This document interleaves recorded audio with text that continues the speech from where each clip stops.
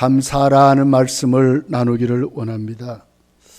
지난 국민일보 기사를 보니까 지구촌교회 원로 목사님인 이동원 목사님이 둘째 아들이 천국을 갔어요. 천국 환송 예배라 그렇게 해서 10가지 감사하는 내용이 있었습니다. 거기에는 아픔도 없었고 눈물도 없었고 애탐도 없는 감사만이 있는 감사의 시였습니다. 암투병으로 둘째 아들이 이범 집사님이라 그래요.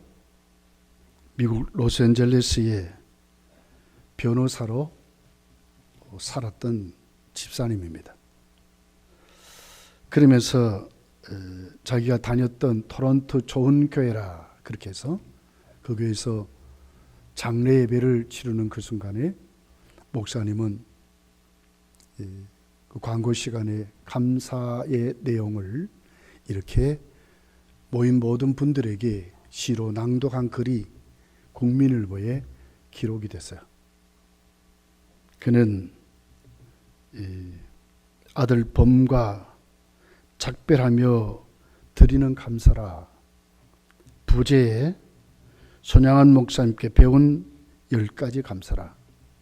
우리 잘 알듯이 손양한 목사님은 1948년 여순 사건으로 아들인 동신이를 잃었는데 그 아들을 죽인 그 원수를 오히려 양아들로 삼고 목사님을 만들고 참으로 용서했던, 그러면서도 10가지 감사를 했던 그 목사님의 시를 참고해서 자신도 감사하다 하는 그 글이었습니다.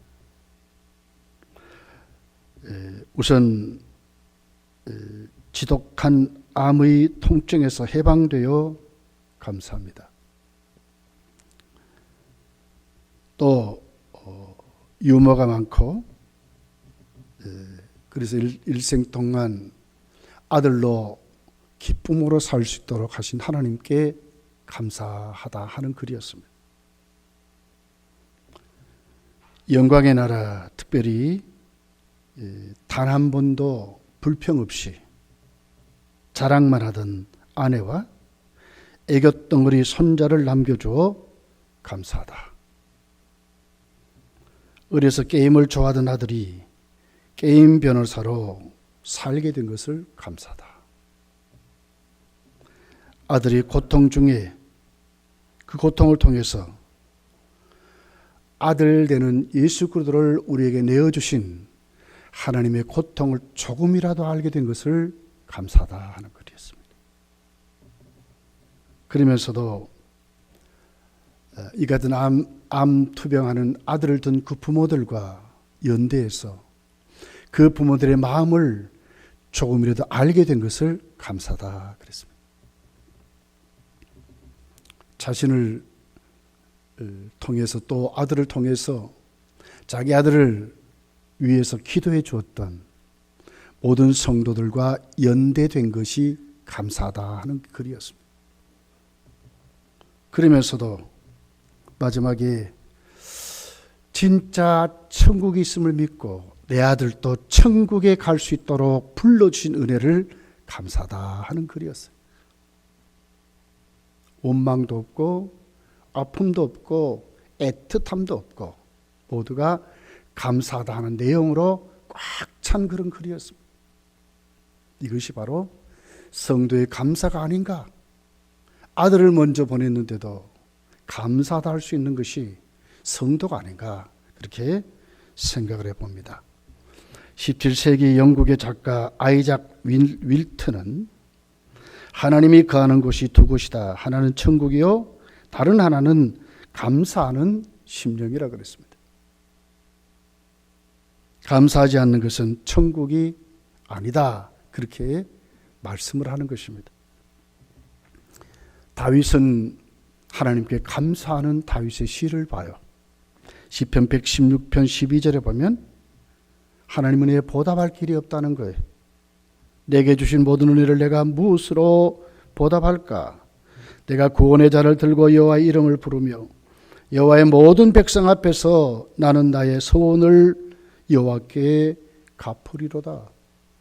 무엇으로 보답할까? 갚을 길 없어서 자기가 하나님께 맹세하고 소원한 것을 하나도 놓치지 않고 갚아드리겠다 하는 것으로 감사했던 다윗을 보는 것입니다. 감사의 달입니다. 11월 달은 그 감사의 달 첫 주일을 오늘 시편 136편을 통해서 도대체 감사가 무엇인지, 왜 이분은 이렇게 감사했는지 감사 내용을 살펴보는 그런 시간이 되기를 원합니다. 오늘 시편 1절서 26절까지를 읽어보면 구구절절이 이 시편 기자는 하나님의 사랑 가운데 그 충만한 인자하심을 만난 거예요. 하나님의 인자하심을 체험한 거예요. 그랬더니 세상이 달라 보이기를 시작했어요. 세상 만사 하나님이 개입하지 않는 손길이 없더라는 거예요. 그러면서 그 세상 만사가 하나님의 섭리 가운데 다스리는데 상상할 수 없는 일들로 충만하게 그 참 좋으신 하나님이 인자하심으로 채워 가시더라는 거예요. 얼마나 여러분 구약 역사를 보면 이스라엘은 순환의 역사를 그들은 살았지요. 고난도 이런 고난이 어디 있겠습니까? 그럼에도 불구하고 하나님의 인자하심을 체험한 그의 눈은 달라지게 보이는 거예요. 이스라엘의 역사가 고난이나 순환의 역사가 아니라 오히려 그것을 통해서 하나님은 그들을 구원하신 구원 역사였다고 말씀을 하는 거예요. 다른 눈으로 바뀌었습니다. 모든 만물이 하나님께 찬양하고 감사할 수밖에 없다고 하는 그런 내용들로 시편은 기록을 하고 있는 것을 보게 됩니다. 유대 랍비들은 특별히 이제 시편 113편에서 118편, 120편에서 136편을 위대한 할렐이라 그래요.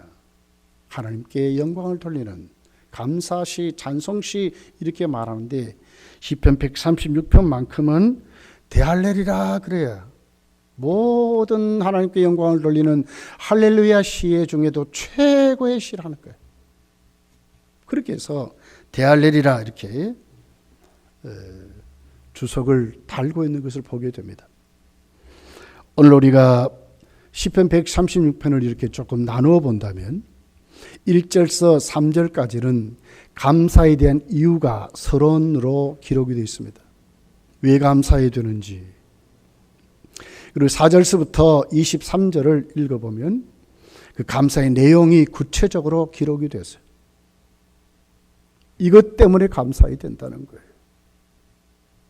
그리고 마지막을 보게 되면 하나님은 온 우주 가운데 모든 만물을 챙기시는 아니 계신 것이 없는 하늘에 계신 하나님께 감사하라고 이렇게 기록을 하고 있는 것을 보게 됩니다. 여러분, 우리가 하나님 앞에 왜 감사해야 됩니까? 오늘 시편 기자는 첫 번째로 보면 하나님의 선하심과 인자심 때문에 감사해야 된다고 말씀을 하고 있습니다. 오늘 1절이 이렇게 기록합니다. 여호와께 감사하라. 그는 선하시며 그 인자심이 영원함이로다 그랬습니다. 하나님의 선하심과 인자심이 그냥이 아니라 영원하다고 그랬어요. 지치지 않고 끝나지 않고 계속 영원토록 하나님은 선하시고 인자심이 오늘 우리 만물 가운데 우리 가운데 특별히 구원받은 백성에게 넘친다고 하고 있는 것입니다. 여러분, 여기 선하시며 하는 그는 선하시며 그랬어요. 창세기 1장에 하나님은 우주를 창조한 다음에 만족하셨어요. 여기 토브란 단어를 썼어요. 오늘 보면 똑같은 단어입니다. 그렇게 해서 여기 보면 키토브라 하는 말입니다. 하나님이 만족한 상태. 그러면서도 그 만족이 무엇으로 나타났습니까? 우리의 삶과 우리의 모든 도덕적인 행위의 표준이요 기준으로 나타난 거예요. 뭘 통해서 우리가 선하다고 말할 수 있겠습니까? 우리 행위가 무엇을 통해서 저울질하고 잣대질을 할 수 있습니까? 그 기준이 뭡니까? 하나님이 우리의 모든 삶에, 우리의 모든 도덕적인 기준의 표준이요 기준이라고 말하는 것입니다. 하나님이 없으면 세상은 걷잡을 수 없도록 이것도 아니고 저것도 아닙니다. 밝혀지는 게 없습니다. 그런데 하나님 때문에 하나님의 선이 무엇인지, 선의 기준이 뭔지, 우리 행위가 어떻게 되어야 되는지, 무엇이 잘못됐는지를 확실하게 가르쳐 준다는 거예요. 하나님 없으면 우리 삶이 존재할 수 없는 것입니다. 그는 선하시며 참 좋으신 하나님이 그냥 세상을 다스리고 섭리하는 것이 아니라 확실한 기준을 세워서 확실하게 보여주면서 하나님 오늘 또 우리를 이끌고 가신다고 하는 것입니다. 그렇게 해서 오늘 본문은 그는 선하시며 그랬습니다. 우리의 믿음도 똑같습니다, 여러분. 우리의 믿음의 기준과 표준이 어디 있습니까? 잘못한 맹목적으로 막 빌고 막 이것만이 좋은 믿음이라고 할 수 있지 않습니까? 아니면 잘못된 대상을 정해놓고 그에게 가서 어떻게 되든지 간에 그가 하고자 하는 일에 만족해 하면 된다고 생각할 수 있지 않습니까? 우리 나름대로 온갖 것으로 우리가 판단하고 그렇지 않겠습니까? 근데 하나님이 선하신다는 것은 믿음의 기준이요 표준이라는 거예요. 참된 믿음이 뭔가? 참된 믿음의 삶이 뭔가? 하나님이시라는 거예요. 하나님이 우리에게 세워주셨다는 거예요. 믿음이 뭔지를 하나님이 가르쳐 주셨다는 거예요. 그렇게 해서 오늘 우리에게 우리의 삶과 도덕적인 것과 우리 영적인 모든 것의 기준이요 표준이 하나님이시다. 절대적인 선을 말하는 것입니다. 비교할 수 없는 선을 말하는 것입니다. 그 하나님이 선하시기에 오늘 우리가 땅에 발을 디디면서 너 양심대로 살아라. 너 참 좋은 사람이야. 이것도 있을 수 있다는 거예요. 그러면서 여러분 보십시오. 그 인자심이 영원하다고 말씀합니다. 하나님의 헤세드가 영원하다 그 말입니다. 여기 인자심 헤세드란 단어는 하나님이 가장 택한 백성과 맺으신 그 언약을 분명히 지속한다 하는 말이거든요. 하나님이 실패하지 않고 그 언약, 그가 말씀하시고 그가 택한 그 모든 것에 끝까지 변함없이. 만약에 여러분 우리가 이랬다 저랬다 한번 해보십시오. 뭐 어떻게 되겠습니까? 진짜 믿음의 대상이 될 수 있습니까? 좀 우리가 믿을 수 있겠습니까? 근데 안 그렇다는 거예요. 결코 변함없이 하나님은 당신이 약속하시고 언약하신 택하신 그 사람들을 끝까지 영원토록 그러거든요. 끝까지 하나님은 우리를 책임진다고 말씀을 하고 있는 것입니다.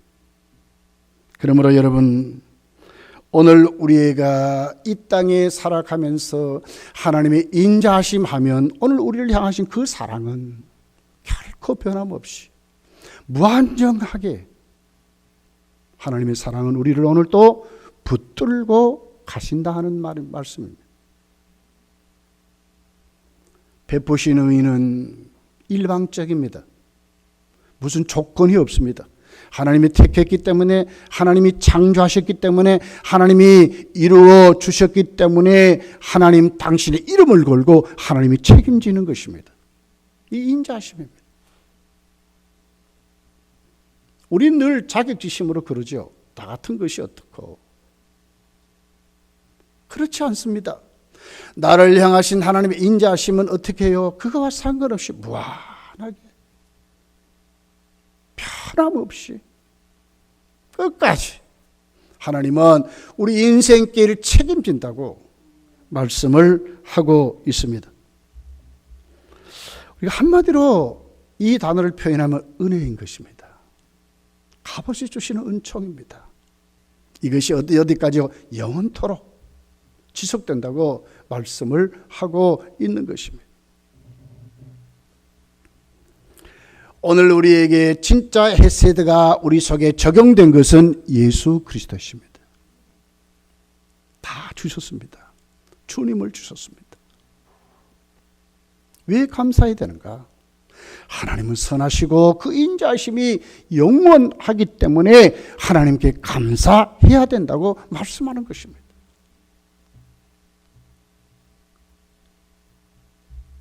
두 번째로 왜 감사해야 되겠습니까? 하나님은 오늘 또 이 우주 가운데 비교할 수 없는 하나님, 만물의 참된 주인은 하나님이시기 때문에 감사해야 된다고 말씀하는 것입니다. 2절 3절이 이렇게 기록합니다. 신들 중에 뛰어난 하나님께 감사하라. 그 인자하심이 영원함이로다. 이 신들 중에 하는 것은 우리가 만들어 놓은 수많은 우상들을 말하고 있습니다. 신들이라고 부르는 모든 이름을 걷잡아서 이렇게 말합니다. 그런데 여기에 뭐라고 그래요? 신들 중에 뛰어난 하나님, 참신은 하나님밖에 없다. 유일하신 하나님을 말합니다.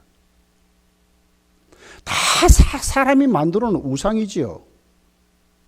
진짜 경배를 받고 진짜 인간을 구원할 분은 하나님밖에 없는데 사람이 자꾸 다른 것을 갖다 놓았어요. 신화를 만들고 보이는 걸 만들고 나름대로 전부 우상 딴지들을 가슴에 품고 살지요. 그런데 진짜로 참된 경배를 받고 찬양을 받고 우주 만물을 다스리는 분은 누구냐? 하나님밖에 없다는 거예요. 그분을 누가 믿습니까? 우리가 믿습니다. 누가 감사해야 되겠습니까? 우리가 감사해야 되는 것입니다.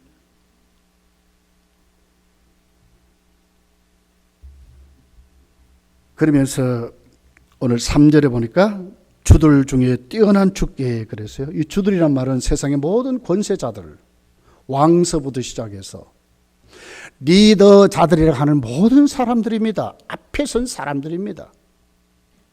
그런데 진짜 참 주인이 누구라고요? 하나님입니다. 절대 주권자. 진짜 다스리시고 진짜 이끌어 가시고 진짜 만들어 가시며 진짜 결론을 낼 분은 하나님밖에 없다는 거예요. 그 하나님께 비교할 수 없는 유일하신 하나님, 견줄 수 없고 대조할 수 없는 참된 절대 주권자 하나님, 참된 주인된 하나님, 그 하나님께 성도는 감사해야 된다고 말씀을 하고 있는 것입니다. 사람들은 수도 없이 여러 가지 힘을 믿지요. 뭐가 조금 실리면 어깨에 힘이 들어가고 그래요. 근데 그것이 영원합니까? 이걸 가지면 저거 없어져요. 어저께 우리 친척 결혼식장에 가봤어요. 우리 동서들이 그래. 형님, 나이가 드니까요. 그 회사 한 2,000명 되는 회사에 상무까지 한 사람이래. 2,000명의 회사원들의 이름을 다 알았다는 거예요. 근데 이제는 아니래. 자꾸 들어도 잊어먹고. 부자입니다, 부자. 많이 가졌습니다. 많이 가졌는데 뭐가 이루어집니까? 이제는 나이 때문에 건강도 서서히 사라지는 것입니다. 이게 인간입니다. 참된 주가 아닙니다. 우리가 이 세상에 존재하는 만물은 참된 주가 아닙니다. 참된 주는 뭐요? 하나님밖에 없다는 거예요. 하나님만이 다스리십니다. 하나님만이 주인이십니다. 이걸 고백하고 이 사실을 믿는 우리가 감사해야 된다는 거예요. 그분이 누굽니까? 우리 하나님 아버지라고 하는 겁니다. 그분을 섬길 수 있음에 감사해야 된다고 말씀을 하는 것입니다. 로마서 1장 22절에 보면 참 어리석은 사람들이 있어요. 만물을 지으신 하나님께 감사하지 않고 우상 딴지를 섬깁니다. 왜 그렇습니까? 하나님이 그들을 버려두셨기 때문에 그런데요. 로마서 1장 22절부터 이렇게 기록해요. 스스로 지혜있다 하나 어리석게 되어 썩어지지 아니하는 하나님의 영광을 썩어질 사람과 새와 짐승과 기어다니는 동물 모양의 우상으로 바꾸었느니라. 그러므로 하나님께서 그들을 마음의 정욕대로 내어 더러움에 내버려 두사 그들의 몸을 서로 욕되게 하게 하셨으니 이는 그들이 하나님의 진리를 거짓 것으로 바꾸어 피조물을 조물주보다 더 경배하고 섬김이라. 주는 곧 영원히 찬송할 이시로다. 아멘. 그랬어요. 왜 그렇습니까? 버렸더니까. 고쳐주지 아니하니까.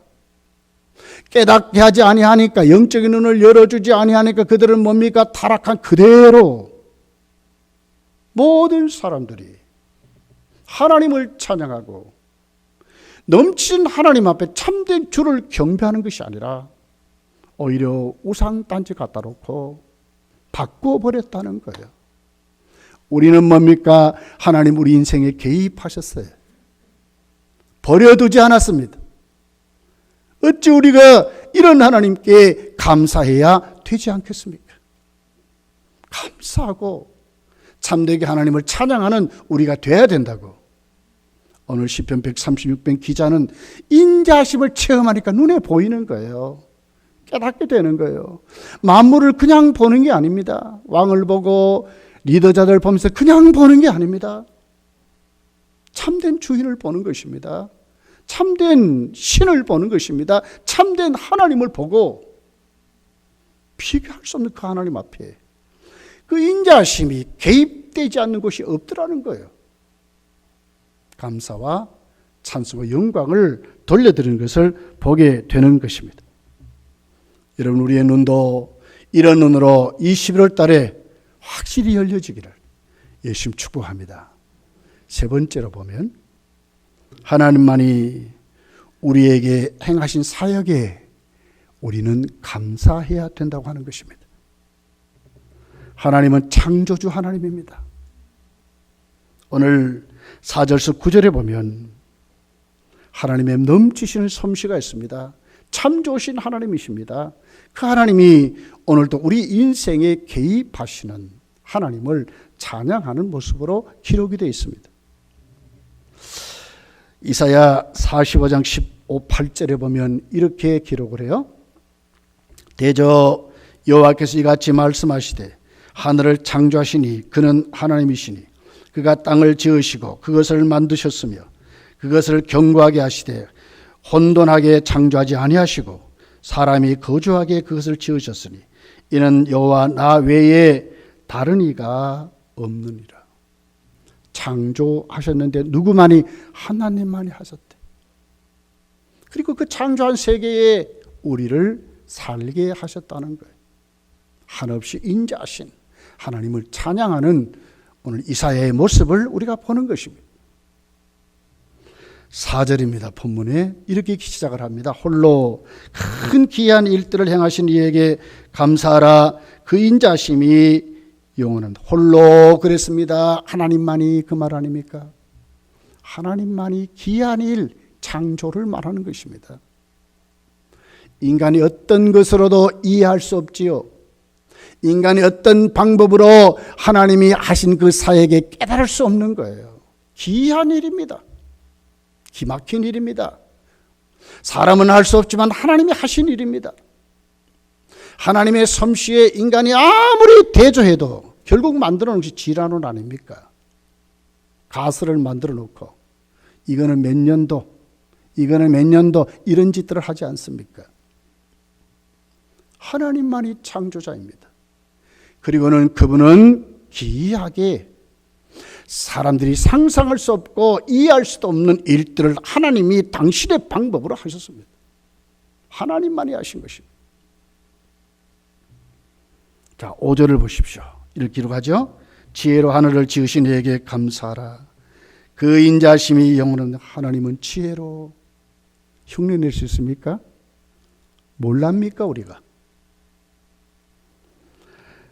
땅을 물 위에 펴신 이에게 땅을 그냥 양탄자 깔듯이 쫙 했다는 거예요. 어떻게 여러분 우리가 알 수 있습니까?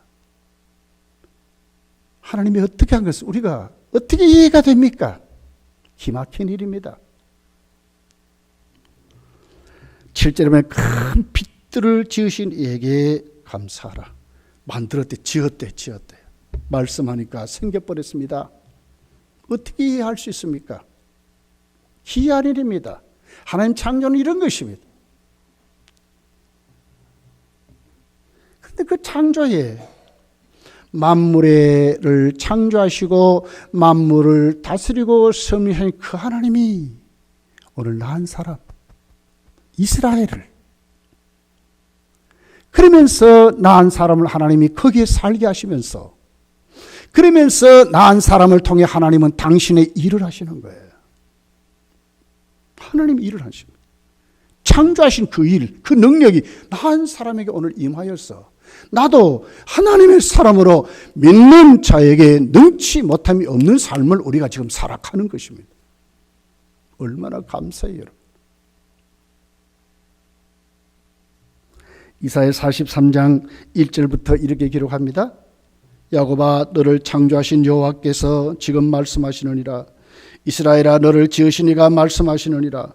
너는 두려워하지 말라. 내가 너를 구속하였고 내가 너를 지명하여 불렀나니 너는 내 것이라.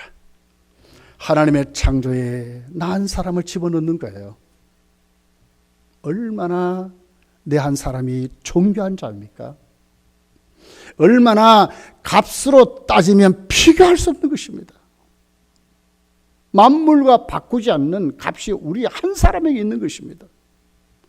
왜 만물을 지어서 나를 위하여 거기 하나님이 살게 하시고 그 만물이 하나님의 솜씨를 나를 통해서 하나님이 사역하시는데 얼마나 존귀하시고 얼마나 권세 있고 능력 있는 사람으로 오늘 우리가 사는 것입니까? 무엇으로 우리가 비교되겠습니까? 물질입니까? 배경입니까? 권력입니까? 무엇이 우리와 내가 하나님의 자녀되고 하나님의 사역을 맡은 자와 비교할 수 있겠습니까? 비교할 수 없는 것입니다.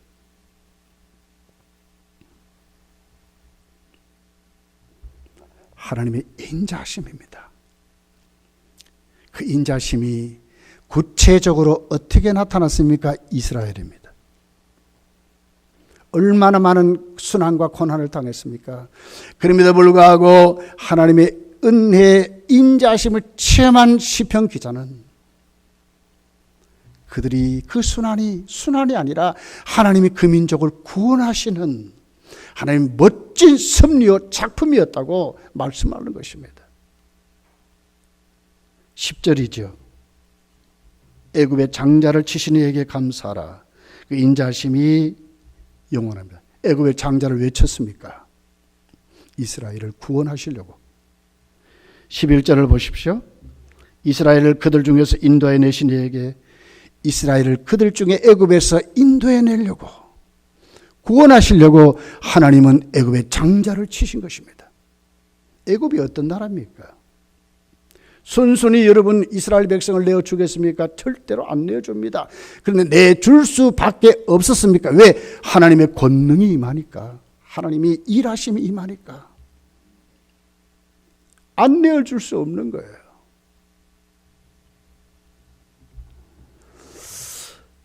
하나님은 이스라엘 민족을 애굽에서 구원하실 때에 인간의 방법으로 하지 않았습니다. 철저히 하나님의 방법으로 하셨습니다. 이것이 오늘 우리에게 향한 구원입니다. 당신의 방법으로 한 것입니다. 당신의 기쁘신 뜻대로, 당신의 방법으로. 어찌 여러분 공부로 이 사실을 깨닫고 이 은혜를 깨닫겠습니까? 인간의 어떤 여러분 깨달음이 이 같은 은혜를 깨달을 수 있겠습니까? 깨달을 수 없는 것입니다. 왜요? 하나님은 하나님의 방법으로 하기 때문에 그렇습니다. 깨닫게 한 자만 깨닫습니다. 알게 한 자만 압니다. 믿게 한 자만 아는 것입니다. 믿는 것입니다. 12절을 보십시오. 강한 손과 표심팔로 인도하여 내신 하나님의 방법입니다. 하나님의 권능을 말합니다. 하나님의 능력을 말합니다. 하나님의 사역을 말합니다. 하나님의 권능, 하나님의 강한 손과 능력 있는 팔로 그들을 인도해 내셨다고 말하는 겁니다. 그런데 거기에 뭐가 있습니까? 하나님의 인자심입니다. 놓지 않으시고 계획하신 일을 반드시 이루시는, 언제까지요? 영원토록. 하나님은 그렇게 하셨다고 말씀을 하는 것입니다. 13절을 보십시오. 하나님 홍해도 문제가 안 됐어요. 이스라엘 민족에는 홍해는 문제였죠. 왜 우리를 여기서 죽게 하느냐고 원망하고 불평했는데 하나님에게는 아무 문제가 없었어요. 시편 136편의 기자는 이 사실을 깨달은 겁니다. 하나님께는 문제가 없는데 우리는 자꾸 문제 있다고 그래요. 하나님의 인자심을 체험하면 아무것도 아닌데 지나가는 과정인데도 불구하고 그 지나가는 과정을 붙잡고는 내 삶이 전체가 거기에 매여 있는 줄 알아요. 이게 우리 인간이라요. 그런데 오늘 이 시편 기자는 안 그런 거예요. 진짜 하나님을 체험하니까, 진짜 인자하심을 만나니까 아무 문제가 아니더라는 거예요. 13절을 보십시오. 홍해를 가르신 이에게 감사. 어떻게 홍해를 가릅니까 여러분? 물이 만수로 꽉 찼는데 뒤에는 애국 군대가 칼창 빼들고 죽이려고 달려오는데 앞으로도 못 가고 뒤로도 못 가고 옆으로도 못 가고 아무것도 갈 곳이 없어요. 하나님은 하나님의 방법으로 홍해를 갈라놓았다는 거예요. 여러분, 우리 인생이 이런 것입니다. 우리는 우리에게 부닥친 그 어려움들을 자꾸 문제시해요. 어디에 눈을 떠야 합니까? 하나님의 인자심에 눈을 떠야 합니다. 내 인생 붙잡았으면 하나님이 어떻게 한다고요? 책임지신다는 거예요. 갈라버린다는 거예요. 넘게 하시고 반드시 깨트려 버리신다는 거예요. 하나님이 내 인생 앞서가시는 하나님이에요. 여러분 신명기 31장을 보십시오. 1장 31절을 보십시오. 하나님 앞서가신 하나님이래. 근데 이스라엘이 믿지 않았대. 믿으면 아무것도 아니고 해결되는데 믿지 않았대요.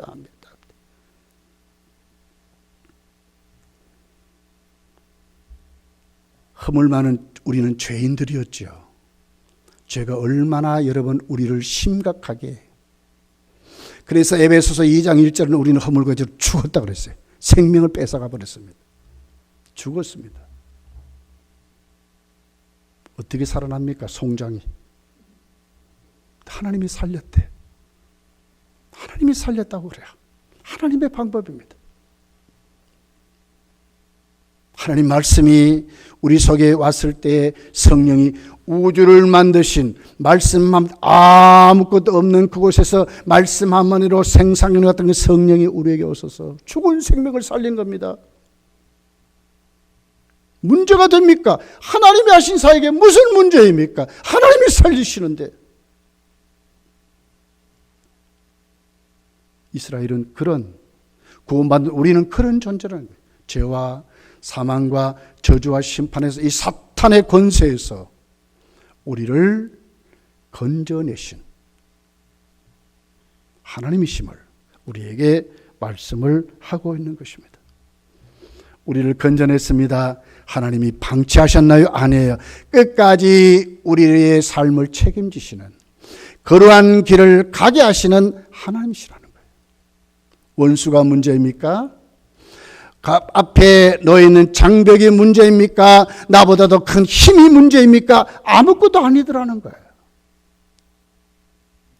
16절에서 22절을 보십시오.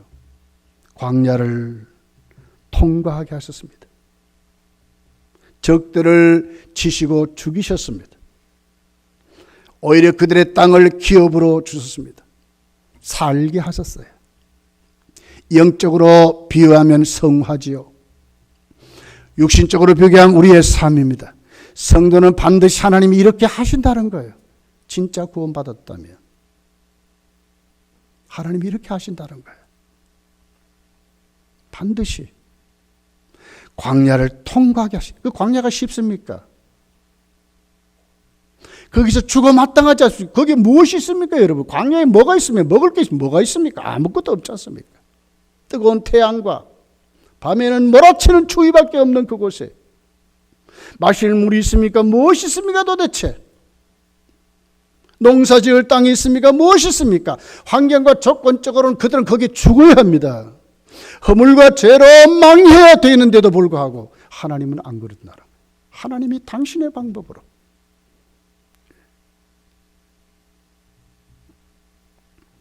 신명기 8장 4절을 보면 이렇게 기록해요. 이 40년 동안에 내 의복이 헤어지지 아니하였고 내 발이 부르트지 아니하였느니라. 은혜 아닙니까? 하나님이 하시니까 부르트야 되고 의복이 헤어져야 되고 먹을 것 없어 굶어 죽어야 되는데 안 그랬다는 거예요. 40년을 하나님이 하시니까. 대적이 있습니다. 원수가 있습니다. 도저히 붙으면 이길 수 없어요. 그런데 하나님은 이기게 하셨고 물리쳤고 그들을 넘게 하셨고 오히려 그 땅을 주신 하나님. 가나안을 주셨잖아요. 그리고 거기에 살게 하시잖아요. 우리의 삶을 책임지시는 그 인자심이 영원하되어 하나님께 감사해야 된다고 말씀을 해요. 여러분 구구절절이 1절부터 26절 잘 보면 뭐가 있습니까? 앞에서는 제사장이 낭독하지요. 그러면 뒤에 온 백성 예배드린 자는 어떻게 합니까? 하나님의 인자심이 영원하다고 그들은 거기에 교창하게 하는 거예요. 이렇게 해서 그들은 하나님께 찬송하고 영광을 돌려드렸던 그런 모습이 오늘 1절에서 쭉 이렇게 기록하는 거예요. 얼마나 우리 인생길 보잘것 없었습니까? 제가 금단교에 올 때에 금단동에 버스도 그렇게 잘 안 다녔어요. 뭐 승용차, 자가용은 뭐 거리에 그냥 몇 대 정도. 이제는요 차 댈 곳이 없어요. 물론 저 수성구나 이런 데하고는 조금 차이 나겠지만 이제 우리 금단동도 좋아졌습니다. 잘 살게 됐습니다. 여러분 오늘 23절을 보세요.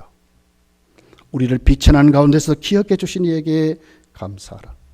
이스라엘 백성들은요 비천해졌어요. 낮아졌어요. 원문을 보면 이런 말이며 천해졌다는 말입니다. 천해졌습니다. 바벨론에게 나라가 멸망당했습니다. 나라 없는 백성이 됐습니다. 호적 없는 백성이 됐습니다. 근거 없는 백성이 됐습니다. 바벨론에 잡혀갔습니다. 거기에서 어떻게 살았습니까? 날마다 놀림을 받고 너희 하나님이 어디 있느냐고 이런 백성이었는데 하나님은 비천에 찬 그 자리에 방치하지 않았다는 거예요. 이런 하나님이에요. 24절을 보십시오. 우리를 우리의 대적에게서 건진 이에게 감사하라. 그 인자심이 영원할 그 대적이 뭡니까? 바벨론입니다. 70년 동안 하나님께서는 버린 것 같았는데 기억하셔서 그 대적을 꺾어서 역사에 바벨론은 사라졌지만 이스라엘은 안 사라지게 하시고 다시 돌아오게 하시는 그 인자심이 영원하다고 말하는 것입니다.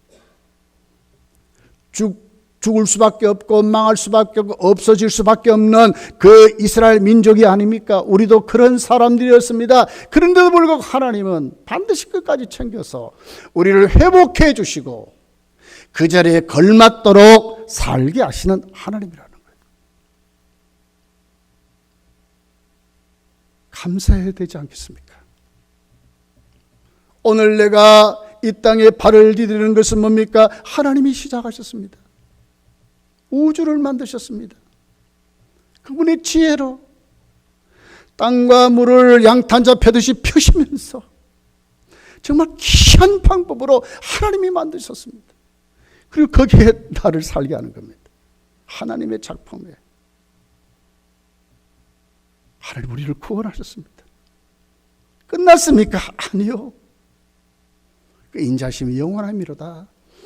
우리를 꽉 붙들고 가시는 것입니다. 망할 것 같이요, 안 될 것 같이요, 죽을 것 같이요. 그러나 우리 인생길 여러분, 이 땅을 하직할 때 우리 다 하나님의 나라 천국에 입성하게 되는 것입니다. 이보다 더 큰 축복이 어디 있습니까?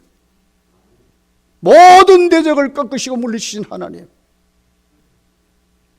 사탄의 수많은 미혹에서, 사탄의 수많은 강력한 무기에서 우리를 지키시고 꺾어서 분별하고 알게 하시고 참된 성김은 하나님밖에 없다고 고백하게 만들고 수많은 사람들이 우상단지에 하나님의 진노를 쌓아가면서 살게 하는데 우리는 하나님 앞에 그 참 하나님을 믿고 눈을 떠서 그 인자심이 영원합니다 할 수 있는 고백으로 그 삶을 살아가며 우리는 진짜로 감사해야 된다는 거예요. 이 하나님이야. 자, 25절입니다. 얼마나 자비하신 하나님이요. 모든 육체에게 먹을 것 주신 이에게 감사하라. 그 인자심이 영원함이로다. 지구촌이 그래도 이렇게 살만한 이유는 뭡니까? 하나님의 일반 은총 때문에 그래요. 선한 자도 악한 자에게 햇빛을 주시고 물을 주시고 공기를 주신 그 하나님, 참 좋으신 하나님입니다. 26절을 보십시오.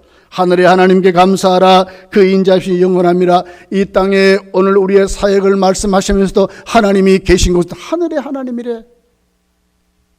비교할 수 없는 그 하나님이, 초월하신 그 하나님이, 하늘에 계신 우리 아버지여, 그렇습니다. 하나님은 그런 분입니다.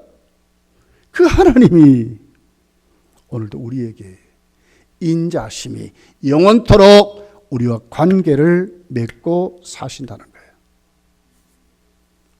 참으로 11월 달은 감사의 절기입니다. 여러분, 오늘 우리 주위에는 감사를 잃어버리고 살 때가 너무너무 많습니다. 이것 때문에 저것 때문에. 코로나는 우리에게 여러 가지로 우리 삶을 진짜로 형편없이 어렵게 만들었습니다. 설교를 준비하면서 어저께 이제 뉴스를 잠깐 봤어요. 또 3단계로 가야 되지 않느냐 하는 또 뉴스였어요. 이놈은 코로나가 뭔지. 그렇지만 하늘에 계신 그 하나님이 오늘도 우리를 향하신 그 인자심이 영원함이로다. 이 가을에, 이 결실의 계절에, 감사의 달에 우리 모두가 이런 감사의 자리로 충만해지시기를 예수님 축복합니다. 기도하겠습니다.